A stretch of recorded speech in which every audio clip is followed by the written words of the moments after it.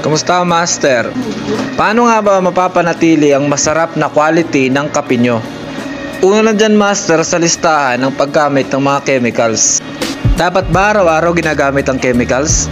Oo naman, Master, lalo na pag sobrang lakas ng shop nyo. Ugaliin nyo din, Master, lagi nyong i-check yung group head nyo. Mas maganda kung may Phillips screw kayo para kaya nyong buksan. Pangalawa, ugaliin nyo, Master, na after duty tanggalin nyo sa bean hopper yung mga beans na ginamit nyo. Ilagay nyo sila sa airtight container para laging fresh yung coffee beans nyo. Pangatlo, ugaliin yung pumasok ng maaga. 30 minutes bago kayo magbukas ng shop nyo, ugaliin nyo palagi, Master, na mag-calibrate. Mapa-drip coffee man yan o mapa-espresso base. Pati yung mga sweet drinks nyo, dapat lagi nyo rin tinitikman. Pang-apat, karamihan sa mga coffee shop na mga walang roastery, nagdadala yan sila, Master, ng mga coffee beans na sample. Ugaliin nyo, Master, na humingi ng sample sa kanila para matry nyo, Master, kung ano ang lasa ng roastery na yan. At pagka may napili na kayo, orderin nyo na agad.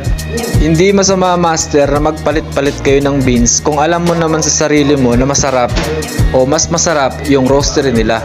At panghuli, Master, hihingi ka lagi ng feedback sa mga kasama mo. Hindi po pwede, Master, na yung panlasa mo lang yung nasusunod. Yun ang tinatawag, Master, na family at teamwork.